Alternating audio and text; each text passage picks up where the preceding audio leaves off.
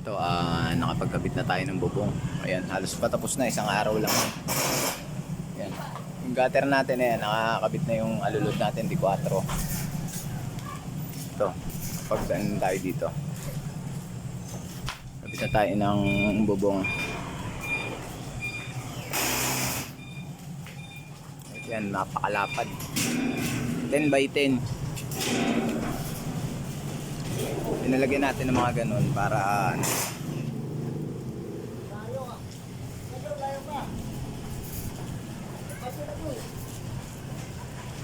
tayo sa second floor ng Gudaka.